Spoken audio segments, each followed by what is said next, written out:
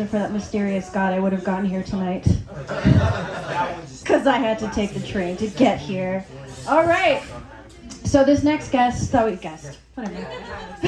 next artist that we have, she is a NYU Tisch graduate. Also, let's give it up for NYU. Oh, some NYU Tisch people in the house. She is also a Stella Adler graduate. Give it up for Emma Chart.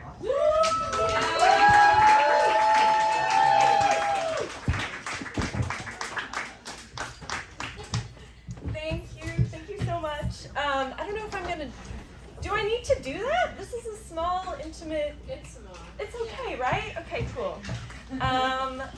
Yeah. So a bit of a vibe shift. I'm gonna do a prose poem for y'all. But on the MTA note, I also struggle sometimes. Yesterday, I was coming to Queens, I took the R. I didn't realize the R doesn't come to Astoria. Literally, just, you cross the river and you're gone. And there's no going back. So that was something I learned. But we're all on that journey together. So that's something that can bond us. Okay, so my poem is about growing up. It's about memory and mental health. Let me just go and see. Might have to pull this out. We'll see how it goes. Okay. It feels like years since you have been there, yet not so long ago. You have to remember how your mom taught you how to hold a newborn puppy, how you cradled that tiny life for the first time, only a baby yourself, feeling this immense responsibility to shield it from danger. You would have died for them. You have to remember how it felt to grasp the lilac branches in the backyard, leaves grazing your cheeks, breathe in their fragrance, swallow the dew. You had so much time then, hours outside in your imagination. Your chest heaved with the freshness of it all. I can't see you, but I love you. On that note, you don't know the earth is dying beneath your feet. You don't know corruption, capitalism, neoliberalism. You don't know anger, hate, you don't know prejudice or bigotry, the encasement of fear. You have yet to be hurt by a lover. You have yet to grapple with death. You are a patron of life only. Stubborn hope blossoms within you. You eat bugs. You go barefoot, always. Life sucks you in and you begin to dream. It is an escape from the annoyances too hard to bear. Your dreams are huge and scary, and they intoxicate you. You live in the forest, so what else is there to do? They distract you from the confusion of pain and injustice.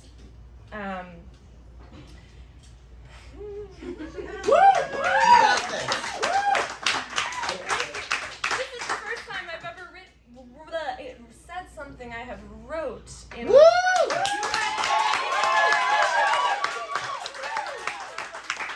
Thank you so much. You are lucky to dream. Dreams feel like promises in your heart, secrets just for you. No one tells you dreaming can be dangerous too. Dun, dun, dun. Things begin to happen. Life happens, and something changes. Love, loving, and dreaming begin to hurt. A speeding freight train you can't control, and you are caught. A skipping record that your body replays over and over and over and over again, and suddenly you are in the depths. And suddenly, memory goes. There has never been, and there never was. A tunnel surrounds you. You can't see outside anymore. Things feel far away. Your chest is tight, breath is scarce. You reach and come back empty-handed. You are in a tunnel, after all. Things do not come here, except for the bad, and they echo and clank on your brain, elusive and deadly, seeping into your skin, stealing your breath. Hours swallow you whole, and time is not your friend. You have been tricked. Perhaps you tricked yourself. Perhaps this is your fault. Perhaps you are to blame. Shame on you. Shame, shame, shame is your perpetual neighbor. It hollows you and digs its sharp nails into your shoulder. As a kid, my brothers called me a gremlin. I had big eyes and chubby cheeks, and I would smile really aggressively with all my teeth showing, like this. Like in every picture from back then, it's that. And so I always thought maybe I was born a little evil. Like maybe there was an imp trapped inside me, not sure what to do in this weakly constructed human form. I had so many feelings, too many feelings. I was sensitive and evil. But as I grew, I noticed how loyal I was, how protective. I loved fiercely. I loved the girl I sat next to on the bus, and I loved the caterpillar I smushed on the sidewalk. I was a bitch, but a loving one. Maybe I was a little evil, but maybe I was evil for good. Woo!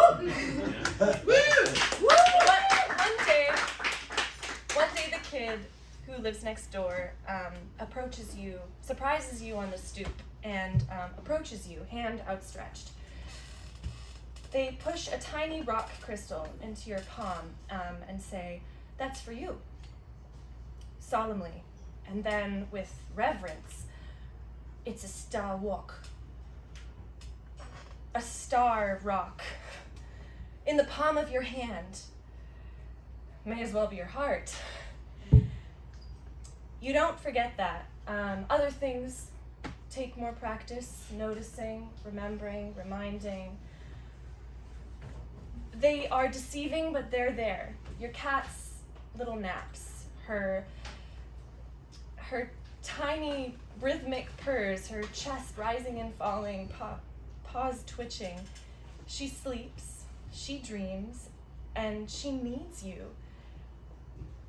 The smell of fresh hay out in the boonies, also the laundromat smell, also coffee, the smell of coffee. The smell of coffee brought to you in loving hands to your sleepy bed. The rainfall on your tin roof as a child. You have been wrapped in your blankets like a cocoon because you insist. The blistering sunsets that make tears prick your eyes, illuminating your frame. There's beauty in this world. This earth is beauty, and you get to see it. The sweet intimacy of the sun rising before your eyes. Rainfall in the forest, fresh moss on your skin, moss everywhere, moss covering your body. The roar of the ocean healing you. Thank you very much.